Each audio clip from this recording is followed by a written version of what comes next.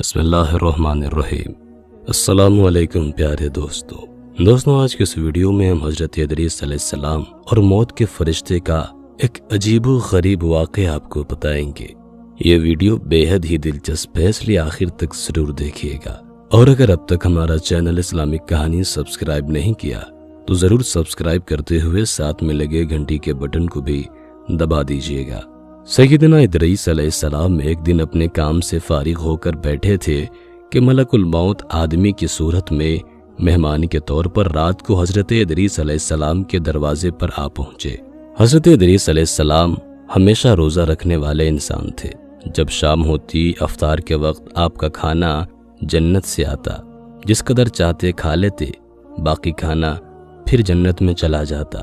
اس دن کا کھانا جب آیا تو حضرت ادریس علیہ السلام نے وہ کھانا اس مسافر کو پیش کر دیا، لیکن مسافر نے کچھ نہ کھایا اور قدم پر قدم رکھ کر عبادت کرتا رہا۔ حضرت ادریس علیہ السلام ان کا یہ حال دیکھ کر بہت متاثر ہوئے کہ یہ کون شخص ہے۔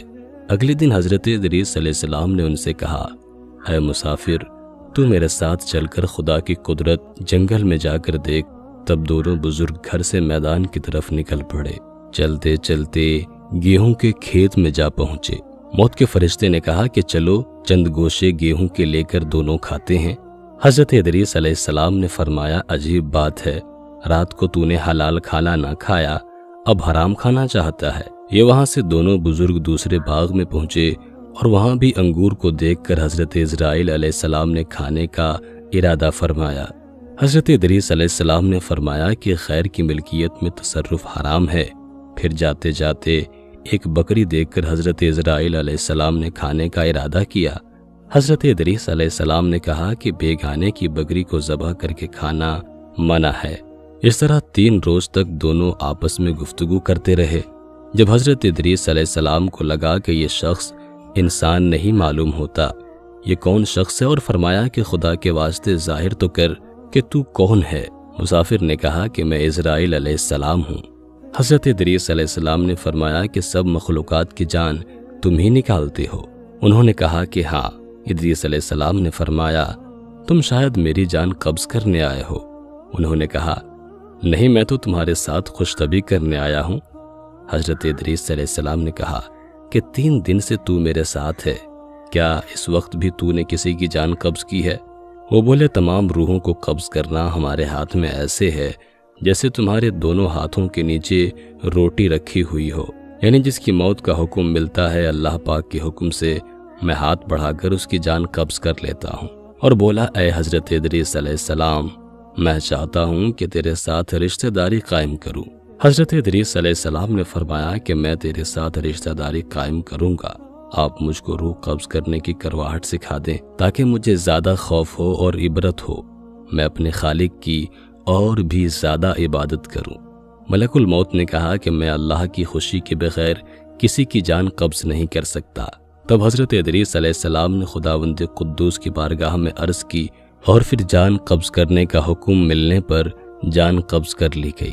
پھر موت کے فرشتے نے خدا کی بارگاہ میں دعا مانگی اور اللہ پاک نے ان کو زندہ کر دیا۔ حضرت ادریس علیہ السلام نے ملک الموت کو اپنی گود میں لے لیا اور دونوں نے آپس میں رشتہ داری قائم کر لی۔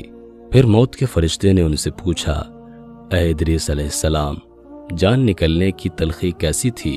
وہ بولے، جیسے کسی زندہ جانور کی کھال سر سے پاؤں تک ادھیڑی جاتی ہے۔ موت کے فرشتے نے کہا کہ اے بھائی، قسم ہے رب العالمین کی، جیسے میں نے تیرے ساتھ احسان کیا اور جتنی آسانی میں نے آپ کے ساتھ کی، ایسا میں نے کسی کے ساتھ نہیں کیا۔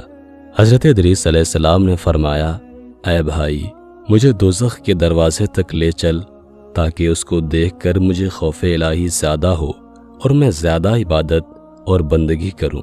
تب موت کے فرشتے نے اللہ کے حکم سے ان کو دوزخ کے 7 طبق دکھائے۔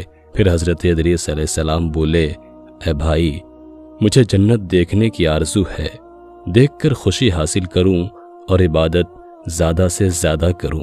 موت کے فرشتے حضرت اسرائیل علیہ السلام ان کو جنت کے دروازے پر لے گئے۔ پھر انہوں نے جنت کے مناظر اپنی آنکھوں سے دیکھے۔ پھر کہنے لگے، اے بھائی، میں جان کی تلخی سہ چکا ہوں۔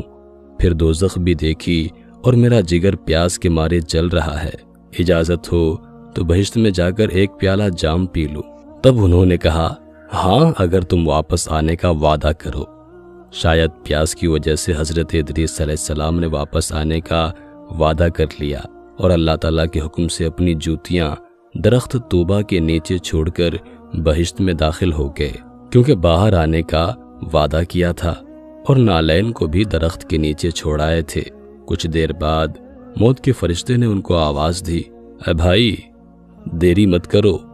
تو جواب میں حضرت ادریس علیہ السلام نے فرمایا، اے مہربان، اللہ تعالیٰ فرماتا ہے کہ ہر نفس کو موت کا مزہ چکھنا ہے۔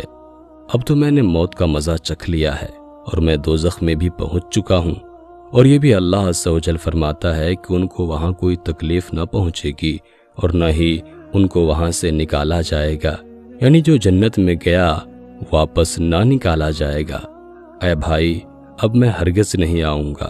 بارگاہ الہی سے آواز آئی، اے اسرائیل علیہ السلام تو حضرت ادریس علیہ السلام کو چھوڑ کر چلا جا، میں نے ان کی تقدیر میں یہی لکھا تھا۔ حضرت ادریس علیہ السلام موت کا مزہ چکھ کر اور دوزخ کو بھی دیکھ کر جنت میں جا رہے تھے۔